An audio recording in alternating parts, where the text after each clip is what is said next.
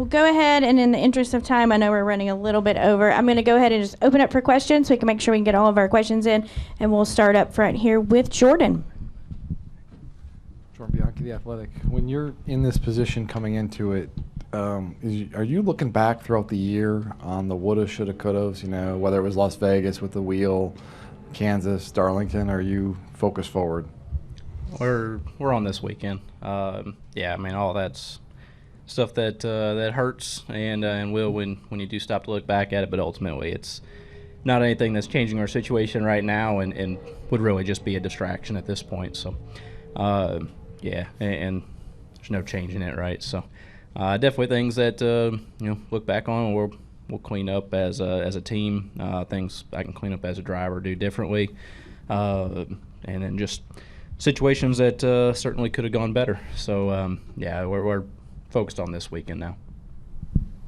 All right, we'll go to Holly. Hi, Chris. How much are you playing offense versus defense? Because you have enough of a points margin that's, somewhat comfortable, not entirely. But, I mean, how are you kind of going to go about things this week?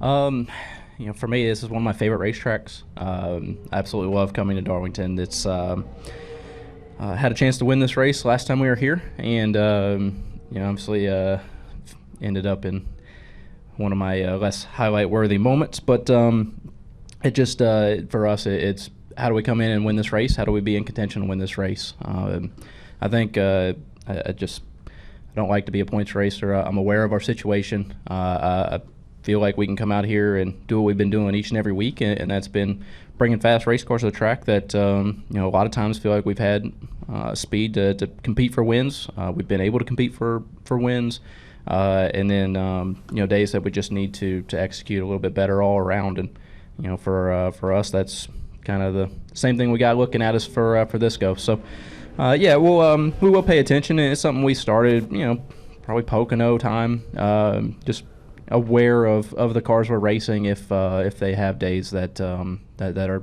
catastrophic or bad. Just know what that means for us, and if you do have to be a little bit more aware of the situations you're in, then we can pay attention to that. But ultimately, I want to be in contention to win this race and just close the deal out that way, and not worry about any of the rest. All right, our next question will go to Mark.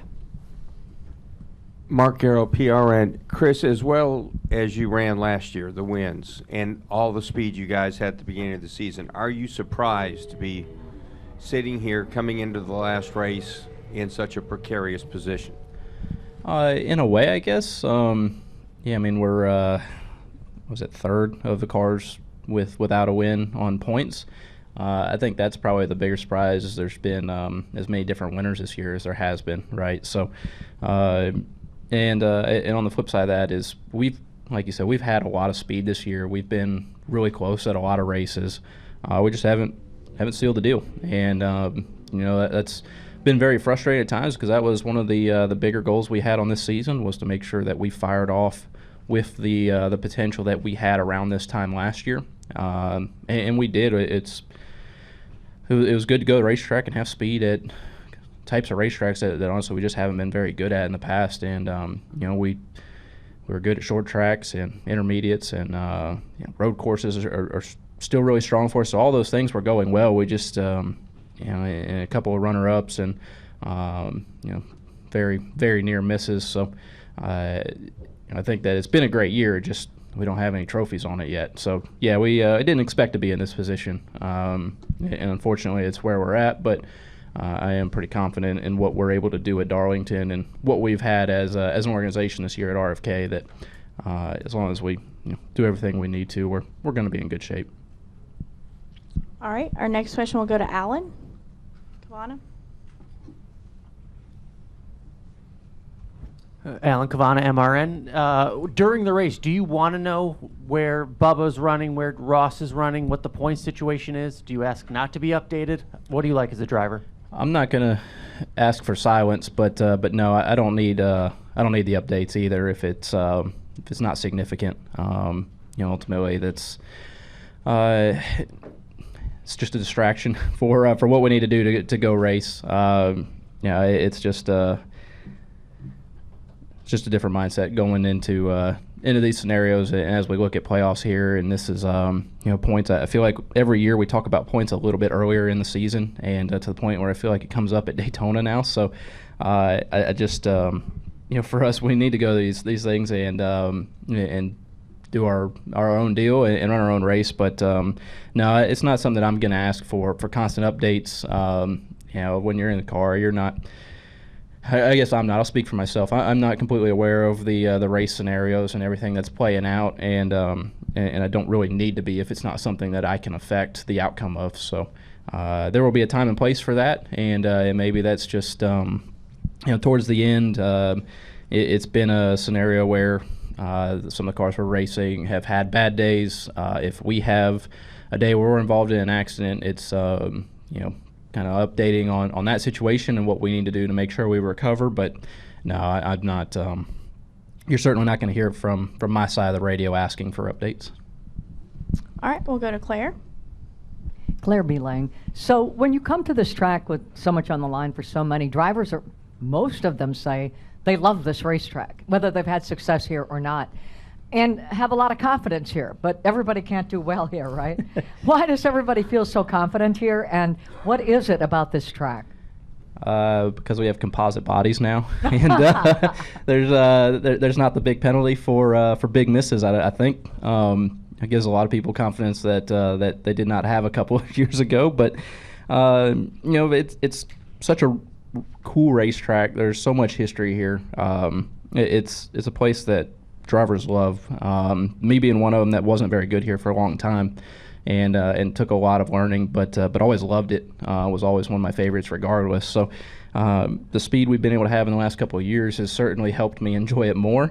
But it's just a cool racetrack that's unlike anything else that we go to, and I think for that everybody has an appreciation for that as drivers and enjoy the challenge of it. So we all want to be better at it, but ultimately it's just such a fun racetrack that you can get behind it quite easily.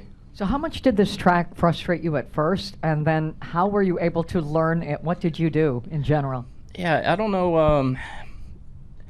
Wasn't so frustrated at coming to this racetrack. It's just a little bit of bad luck along the way. A couple of tire issues early in my career here that felt like ended days that were going to be okay. But and then after that, just kind of got rolling in the right direction to the point where it was always just a little bit better as we went. I had a lot of hard lessons here with metal body cars as well, and that was completely on me. But as we've gone into it, as the lanes moved around with the repave, many years ago now, but as it's starting to age aggressively, it's constantly changing too. So it's something that requires a lot of focus, a lot of attention leading up to the weekend, and a lot of effort to break down at the end of it. So it's just one that's progressively gotten better through the years. Our team's done a great job. RFK obviously has turned a great corner in the last couple of years now too, and coming to the racetrack, being faster certainly helps you like racetracks that maybe weren't your best in previous years. So that's made a massive difference from where I'm sitting, and certainly helps my headspace. All right, we'll take one final question in the back from Owen. Thank you. Hey, Chris. Owen Johnson, Cupscene.com. Speaking of this track, do you think Darlington is a good place to end the regular season? And would you ever want to head to a track that isn't Daytona and maybe a little less unpredictable for this race in the future? I like this one.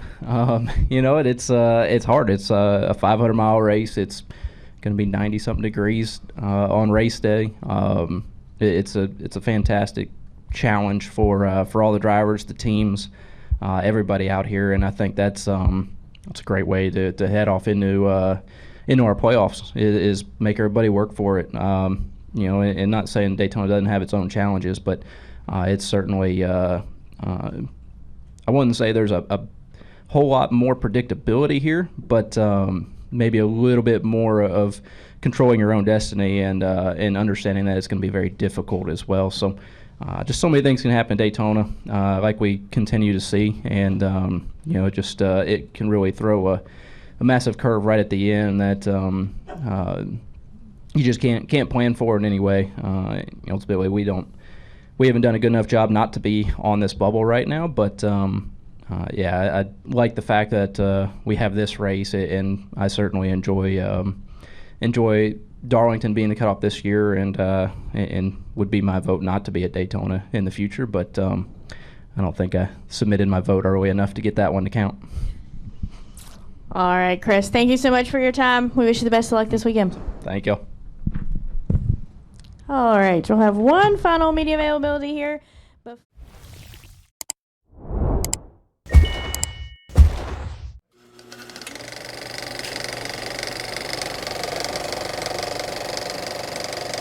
All right, there's the checkered flag. Great job, driver.